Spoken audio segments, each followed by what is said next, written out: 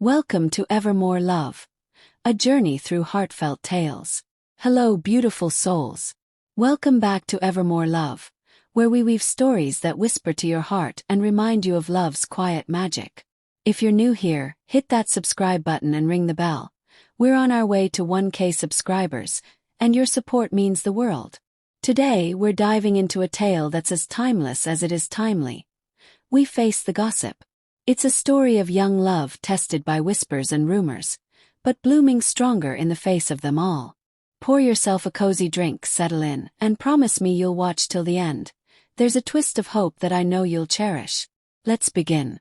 In the sleepy coastal town of Willow Bay, where the sea whispered secrets to the shore and the air always carried a hint of salt and wild jasmine, Anna Harper first laid eyes on Liam Ellis.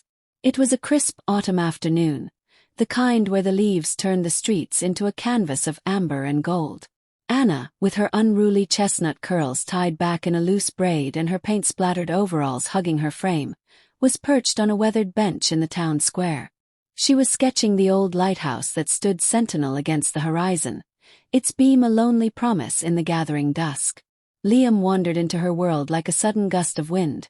Tall, with tousled dark hair that caught the fading sun like polished obsidian, and eyes the color of storm-tossed waves. He was the new guy in town, a marine biologist who'd traded the chaos of city labs for the rhythm of tides. Spotting her sketchbook, he paused, hands shoved deep into the pockets of his faded jeans. "That's not just a lighthouse," he said, his voice warm and gravelly, like the roll of distant thunder. "It's got soul, like it's guarding more than ships." Anna looked up, her green eyes widening in surprise. No one in Willow Bay ever noticed the soul in her drawings. They saw the quirky artist who lived in the tiny cottage above the bakery, the one who baked scones with lavender and dreams. But Liam saw it. He sat beside her without invitation, pulling a crumpled napkin from his pocket and a pen from behind his ear. "Mind if I add something?" he asked, his smile crooked and boyish. By the time the sun dipped below the waves, they'd filled the napkin with doodles, whales dancing with stars, her delicate lines blending with his bold strokes. They talked of everything and nothing. Her love for capturing the fleeting beauty of waves crashing, his fascination with the hidden songs of the deep. As they parted, he pressed the napkin into her hand. "For the keeper of souls," he murmured, and Anna's heart stuttered, a quiet bloom unfurling in her chest. That was the spark. Over the next weeks, their worlds intertwined like vines climbing a trellis. Stolen mornings at the beach, where Liam would chase her laughter across the sand, splashing seawater that tasted of salt and promise. Evenings in her cottage, the air thick with the scent of fresh bread and his cologne, earthy pine and ocean brine. He'd read poetry aloud from dog-eared books while she painted, her brushstrokes growing bolder, infused with the rhythm of his voice. One night, under a sky quilted with stars, he pulled her close on the porch swing, his fingers tracing the curve of her jaw. "Anna," he whispered, his breath warm against her skin, "you make the ordinary feel like magic. I think I'm falling for you hard." Her heart swelled, a tide rising to meet the moon. She kissed him then, slow and deep, tasting the salt of the sea on his lips and the sweetness of vulnerability in his sigh. In his arms she felt seen, not just as the town oddity, but as the woman who dreamed in colors the world had forgotten. Love wrapped around them like a well-worn blanket, tender, fierce, alive. But Willow Bay was a town built on whispers, its narrow streets a labyrinth of half-truths and prying eyes. Gossip was the currency here, traded over coffee at the Harbor Cafe or in hushed tones at the weekly market. It started innocently enough, a neighbor spotting Liam leaving Anna's cottage at dawn, his shirt untucked and her laughter trailing like smoke. "What's the new boy doing with her?" Mrs. Hargrove clucked to her knitting circle, her needles clicking like judgmental tongues. "Everyone knows about Anna's family, that scandal from years back." The scandal. Anna's cheeks burned at the memory. It wasn't hers, not really. Her father had left when she was 12, vanishing with the family's savings and a trail of unpaid bills, leaving her mother to scrape by on odd jobs and shattered pride. The town had spun it into legend. The Harpers were cursed, untrustworthy, their love as fleeting as a summer squall. Anna had built walls around that ache, pouring it into her art instead. But now, with Liam, those walls trembled. The whispers grew thorns. At the market, old friends averted their eyes. "He's too good for her," someone murmured loud enough to sting. Notes appeared on her bakery door. "Beware the artist's trap." Liam's colleagues at the research station raised eyebrows during his lunch breaks. "Careful, lad," one said with a wink that felt like a slap. "Town like this eats newcomers alive." Liam brushed it off at first, his hand steady on hers as they walked the pier. "Let them talk," he'd say, pulling her into a dance under the string lights, their bodies swaying to an invisible melody. But Anna saw the shadow in his eyes, the way his jaw tightened when a passerby sneered. One rainy evening the storm broke.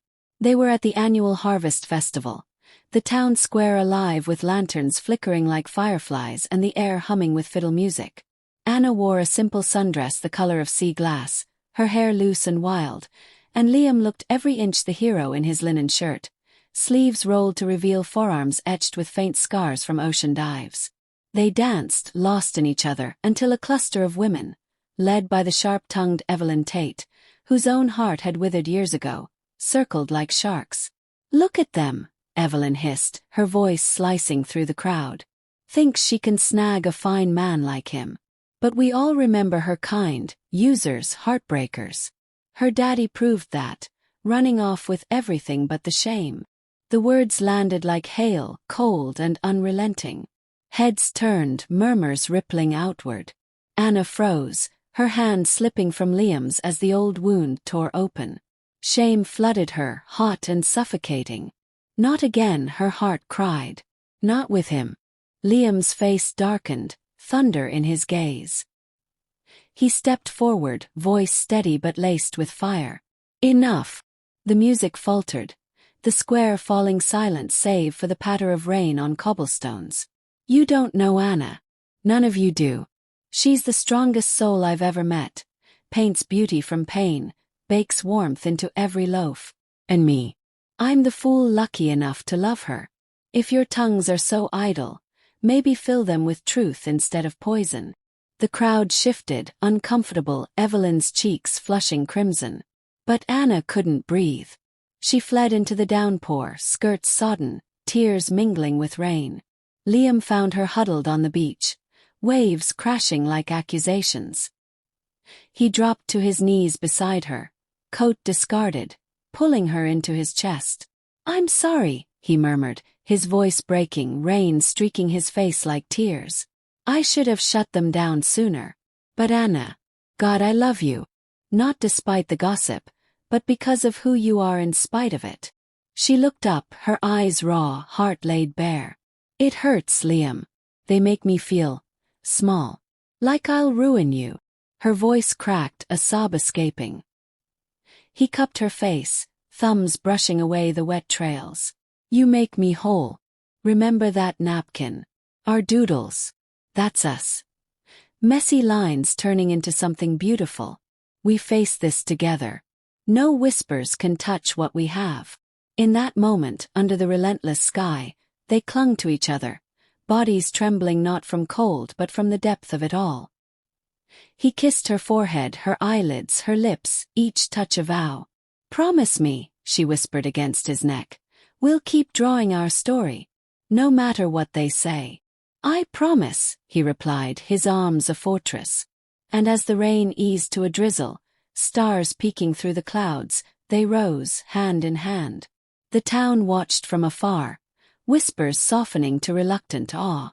Days turned to weeks, and the gossip faded like mist at dawn. Liam hung her paintings in his lab, each one a testament to resilience. Anna baked a special loaf for Evelyn, lavender and honey, a quiet olive branch. Slowly, walls crumbled. Eyes met with tentative smiles. 1 year later, on that same bench in the square, Liam knelt again, this time with a ring carved from driftwood and inlaid with a tiny lighthouse charm. "Anna Harper," he said, voice thick with emotion, "will you face the rest of forever with me?" whispers and all. Tears of joy streamed down her face as she nodded, pulling him up into an embrace that silenced the world. In Willow Bay, love wasn't perfect. It was whispered about, tested, scarred.